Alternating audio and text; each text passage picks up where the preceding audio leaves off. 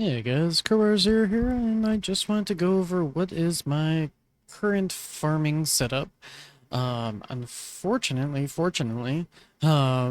Fortunate for you guys because you can see the error that's going to happen here in a little bit. But one of the big problems with farming is when you get to the point where your reroll shard text is really large, chances are it's probably a scuffed run and you need to restart the game.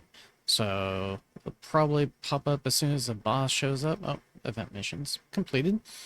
But generally by this point, I should have around like 600 Q, which I don't in this run. So you know something's up. Um, I guess I'll start with the bots since I've got a mission that I just finished up here. And it's a golden bot, amplify bot, pretty much maxed out. You know, not a huge surprise there. Um, Generally, what I do is around 8,500. I will put on the range card. That'll boost the range up to like 43 meters. But generally, right now, I'm keeping the range to a minimal. That seems to be a nice, healthy place for where my stuff is at right now. Um, and then pretty much anything else is just going to get maxed out eventually anyway. Um, Onto the defense tab. Usually I'll try to keep the shockwave on the lower end. So zero point 0.6 seems to be about right for this current range. And then I started upping it. So once I hit that 8.5k mark, or if like, let's say right now I'm going to be away from the game for a little bit, maybe I'll just make that transition now because I know that if I don't, I'll miss it and I'm gonna lose out on a bunch of coin. Other than that, everything else just kind of gets maxed out on this side of things. And then on this tab, pretty much utility, everything gets maxed out. I do lock the enemy attack speed. I don't need to level it up, but I've got the cash, and sometimes it's just, I think it's like an OCD thing where it's like, oh, I just want to gold box it because I can. But I lock it so that as soon as possible, I can get the enemy health level skips maxed out. As far as the damage goes, and sometimes I forget to do this, but for the damage, I'll put that at 1e to the negative 15th. Sometimes to the negative 16th. It depends on just where everything is.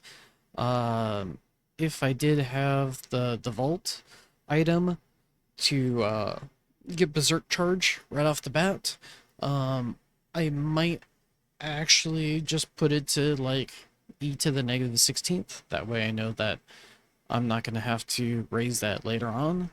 But yeah, so that's where that is at.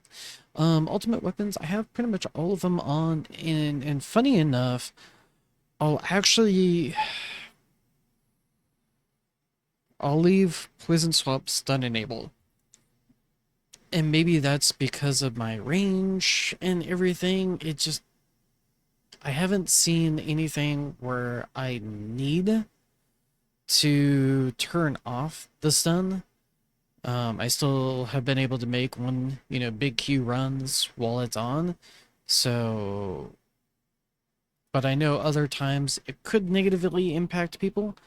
So is it going to impact you or not? I really don't know. But for some reason, I've been able to keep it on, and it hasn't really affected my coin personally. But I know in a lot of builds it can. Let's see. Guardian, I just have everything into fetch currently. Um, I read up that I guess the you can't really sync it very well because it's just never going to go off on the same time as all the rest of your econs. So I just started pouring some upgrades into this because I can. I've got some more, so I'll probably pump in the cooldown a little bit more later on. But yeah, let's kind of have what I have currently. Um, yeah, and there's nothing I can buy from the store currently. Let's see. Ranges. So orbs, I've got both the extra orb distance and workshop orbs at 30. When I put the range card on and the ultimate weapon crit card on, I will have to change the extra orbs, I believe, to the 43.5 meter range. So I'm gonna do that right now, just so you can see kind of what I do um, towards the end of the run. And sometimes my mouse has been double clicking things, which actually scuffed a recording earlier today. Not related to this one, but yeah. So I'll put those on, and then as you can see, the ranges aren't. I'll let this boss die so I can actually make the change. So yeah, reroll shards. When it's that big, it's probably scuffing around, and you can see my mouse is double clicking like crazy. So yeah, 43.5. That coincides with my tower range, and just I keep it at that range line. Seems to work the best for me, at least. Modules, right now I'm using shrink ray, not because of any specific reason, but because it's like, oh, here's a cannon that originally I was like, maybe it's going to do something. Let's put some substats into it and use it for farming. Maybe it'll be good. And I think at the end of that, I think probably shrink ray, being Annihilator, or Havoc Bringer would probably be the best three mods. I would probably focus on as far as like if you were going to do a farming mod setup. And honestly, probably being Annihilator might be the better choice out of the three. Maybe. If I had to pick one that was like, oh, it's just marginally superior, just for a little bit more bullet damage, but other than that, um, Astral Deliverance I'm using for the web strat, and then just general tournament I'm using Death Penalty.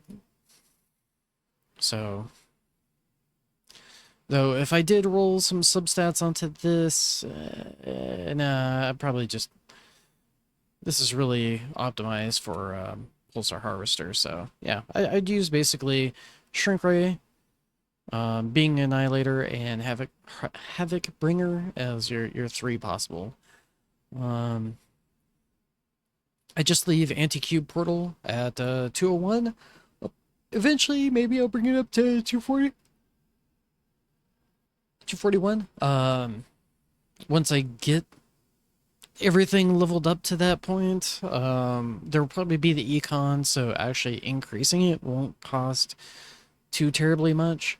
But like it's getting pricey. Like half a big queue just for the next level. Like this is getting crazy. Like it's getting stupidly expensive. And I know there's people that are farther along than I am, but yeah, it gets expensive.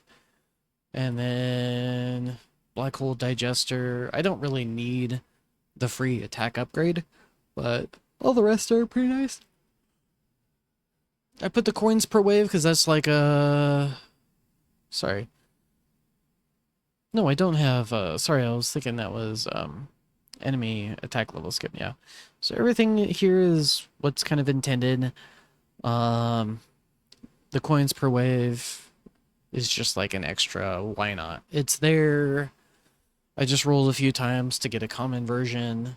It'll very slowly give me an inconsequential number of coins, but it's something that's not going to be harmful. You could put like maybe cash per wave, or you could put like a cash bonus. That would also work, but it would probably speed things up. But I didn't want to use the reroll shards, so I just kind of settled with this setup. So free up for attack, utility, and defense. coins per kill and package chance so that I can get more reroll shards with the cash mastery, and then enemy health level skip because it's class gaming.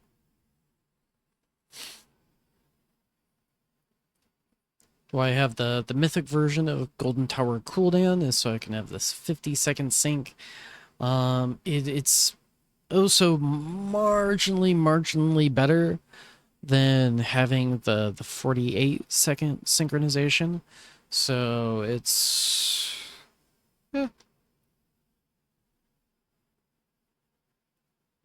it's something that you may or may not want to do.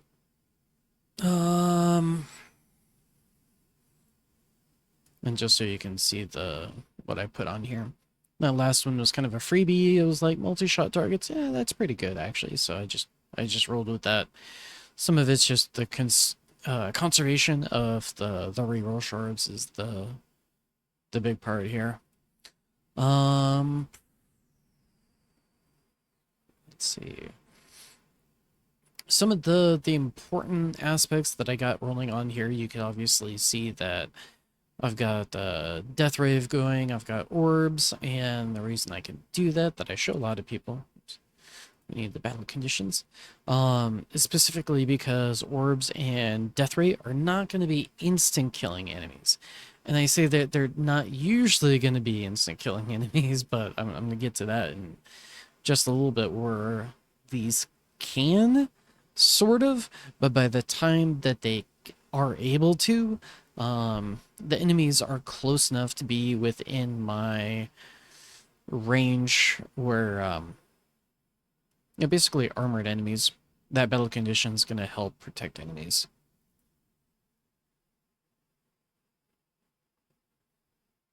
So occasionally you'll see if like there's not a poison swamp that's built up on both sides of the black hole, you'll see a large bundle of enemies that build up, and that can get fairly dangerous.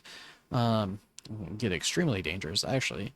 But some of the ways they use to cull that issue is, the first aspect is smite.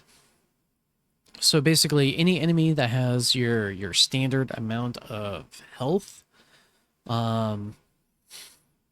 is going to be mostly affected by this. You're going to get a little bit of effect on tanks and bosses to even a lesser degree, but the big targets for this are pretty much all the other enemies, like range, fast, raise, but less for raise as far as like why you want this, and then your basic enemies. So that's one aspect. So about, let's say, where I'm at right now, I would say maybe 45% is actually getting stripped off as a result of smite. And I'm kind of grossly underestimating it. Just because that's like worst case scenario. More often than not, it's going to be somewhere probably in like the 48%. And remember, this is times 100 once all the max hits land, which can happen fairly quickly.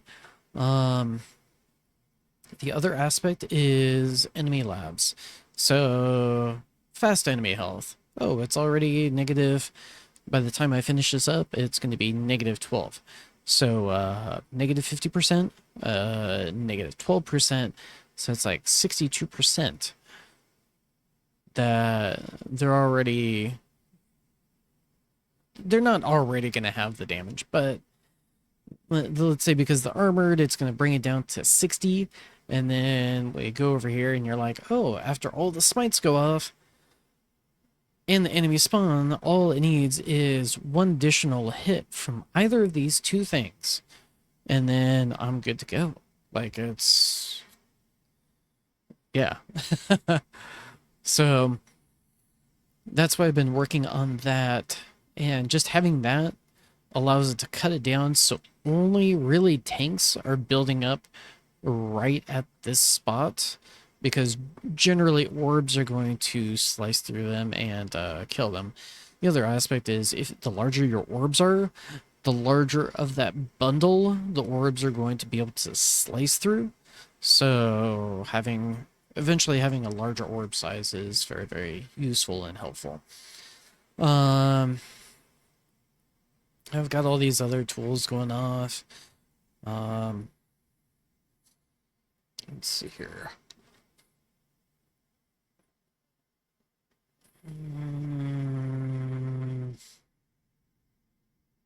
Yeah, so in the run, and you can see my coins are absolute garbage, but it is what it is.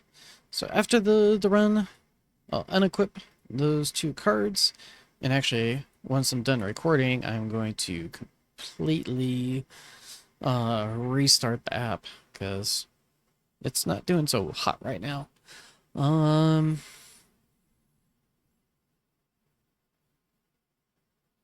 Yeah, I'm trying to think of the rest of the things that may be playing into this build. This is kind of just like a glance at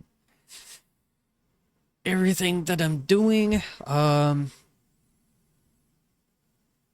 Yeah, that's kind of where I've dialed everything in.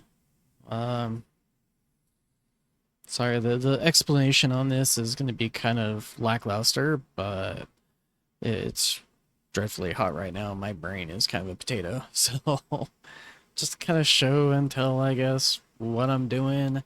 Um, there's three kind of setups. One is the screw up, and the screw up is I just completely forget to put on the ultimate crit, and the range card around for me, it would be like 8.5k range.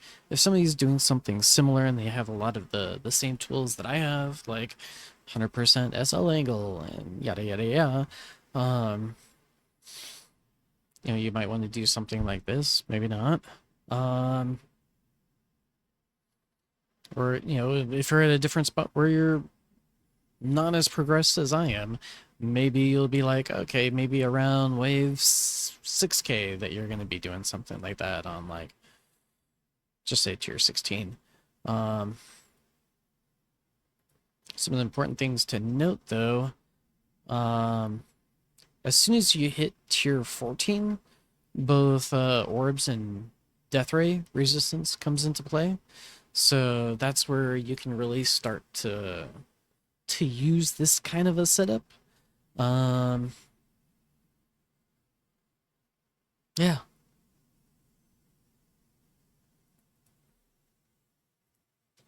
Other than that, I can't think of anything else to cover. I wish I did. Um, some of the things that will be helpful going forward for me, as far as like tier 3, um, obviously damage in general. Orb speed will be really, really nice. Faster the orbs go, the faster they're killing enemies. Um, I'm looking forward to that as an upgrade. I